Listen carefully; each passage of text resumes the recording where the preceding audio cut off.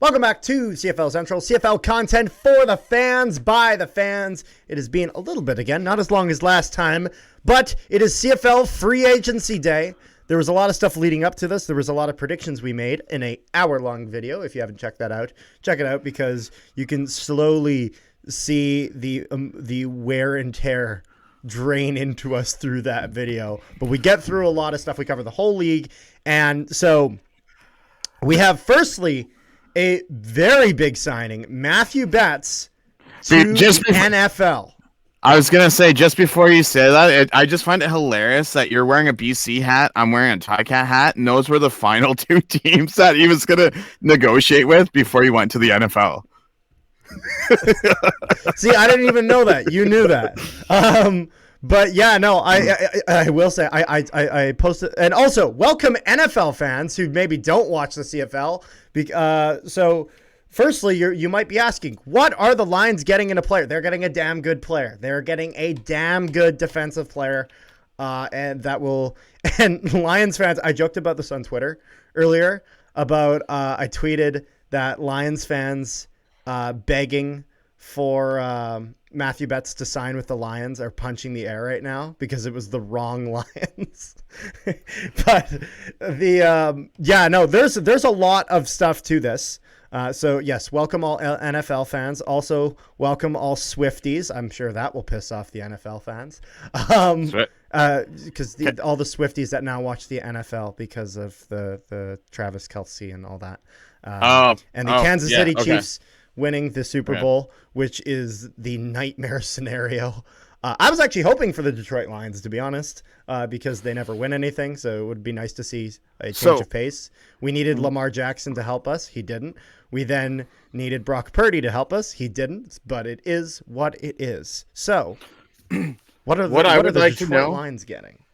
So first off, any NFL fans watching this, leave a comment below. I'm actually curious to know what these reserve contracts are worth. That's a good point, yeah. Ticats threw $300,000 at him, which is insane for a CFL contract that's non-quarterback. That's crazy. BC Lions were throwing $260 to $265. See, I don't get that. Like it's one of those things where it's like Mathieu was absolutely a difference maker, but it's like Oliveira. I feel like Oliveira made a bigger difference offensively than Mathieu did defensively. And I know that's a bold statement, but the thing is that when you put that into perspective, Oliveira, now one thing you have to factor in. And this is something that definitely factored into Oliveira staying in Winnipeg, is that the price of living in BC is crazy.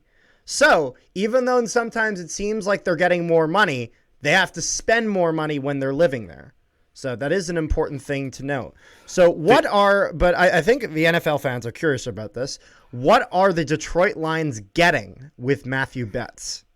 So I won't count 19 and 21 because that was Mathieu first rookie season and second season. Okay. Third season with BC in 22, he had 26 defensive tackles, 2 special teams, and 7 sacks. In how many games played? 18. Okay. So a full season. Okay. This past year, in 18 games, he had 42 defensive tackles, 2 special teams tackles, and Carter, without looking, do you know how? 18 sacks. He was averaging 1 sack. 1 sack per game. Which keep in mind, when he played Ottawa, I'm sure he had like 4 or 5 sacks against Crum and Fajardo.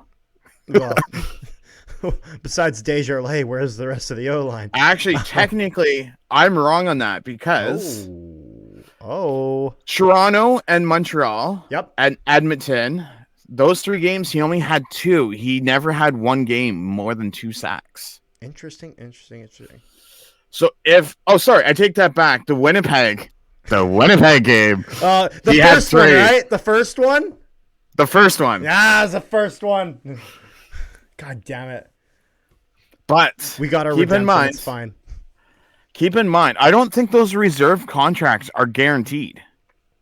I'm not exactly sure. I don't have a ton of knowledge on the contract structure in the NFL. I will say, like, so thing is that this is quite a loss for the Lions.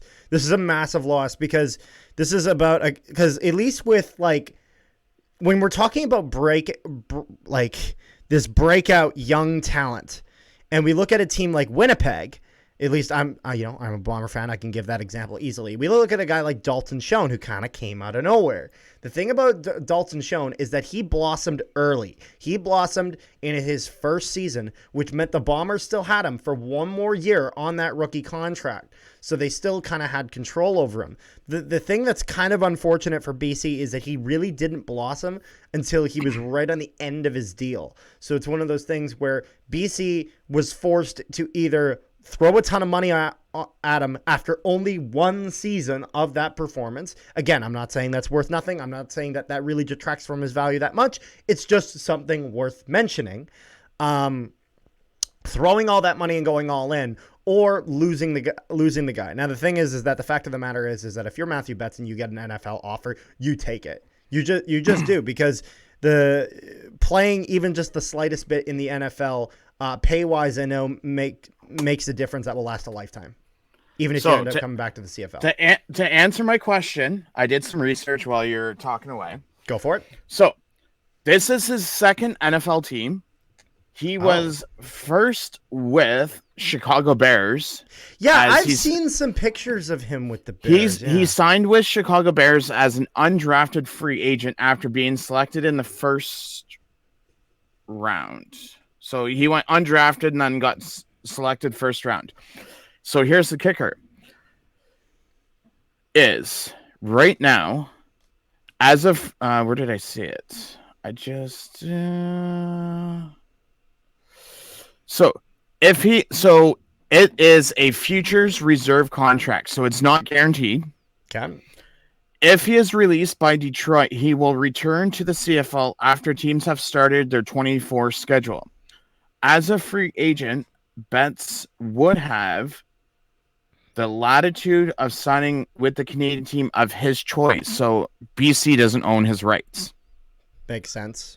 But his contract here would be prorated and less than what he would have received this week.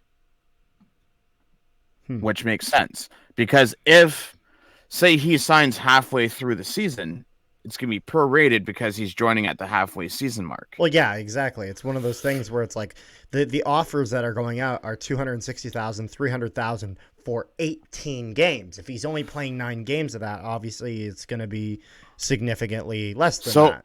But proportional, it'll probably be around roughly the same, I imagine, if the cap space requires. My thing is that because it's cut. Do you follow baseball at all? Not very much. So I'll use this as an NHL reference because I know you're an NHL nerd. Good. Think of it as him signing an AHL contract. Okay, so like a 2-way deal. But him being invited to the NHL training camp. It's basically the same thing. He signs a reserve future contract, no NFL contract guaranteed. He has to go to camp, make the team, get added to the main roster. He's essentially been signed to a professional tryout, so like a contract PTO in the NHL. Okay, yeah, that makes sense. In a nutshell. So then this all boils down to if he makes the Detroit Lions. Yes. However, in CFL terms, for the Lions, how hard does this hit BC? I mean, this is their star defensive player we're talking about here. So, but here's my other key point, though. Yep.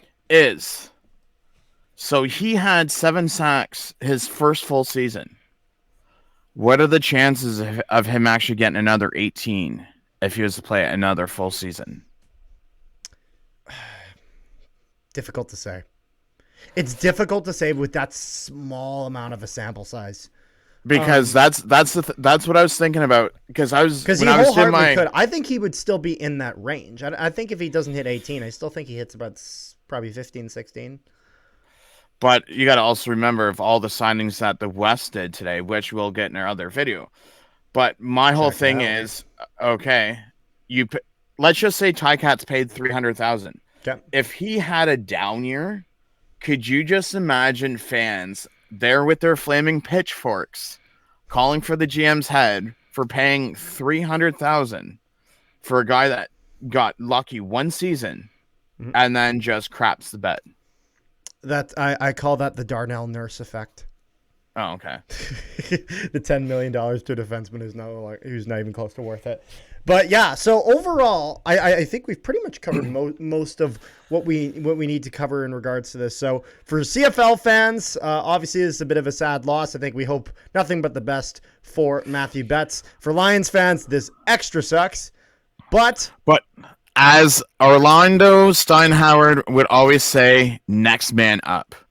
That is true. Because you never know what happens. Then for the NFL viewers watching this, you guys are getting a great addition to your league, and I think it's going to be one of those things where we're just going to have to see where this goes, because we have seen CFL players in recent memory go to the NFL and making a lot of noise. I mean, Chris Streveler was there just a few years ago. He was with the Jets, and he made all that noise with the New York Jets in the preseason. You had Nathan Rourke, obviously, with the Jacksonville Jaguars, where he had that incredible highlight reel throw all the way, I think it was like a 60-yard pass or whatever the hell it was, all the way down the field.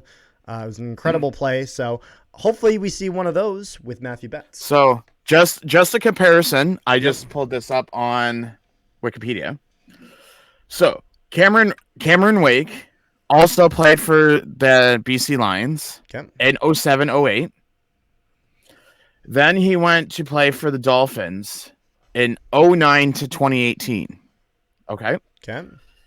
In that period, he was a first-time All-Pro, 3-time second-team All-Pro, 5-time Pro Bowler.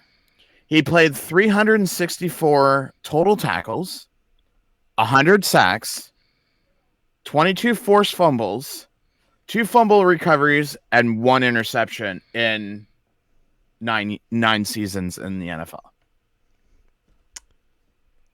Maybe it's the start of another one. Who knows? We will have to see. But again, with talent coming from the CFL, with him being a former first-round pick in the NFL, there's always that kind of potential. So I think that's pretty much all I got. Is there anything else you got there, Rick? No. All right. Well, make sure you guys like, share, and subscribe if you have not already. Share this video around. Check out our other video covering the entirety of the CFL Day 1 free agency. We will have more videos coming in subsequent days, obviously. And we will see you guys next time.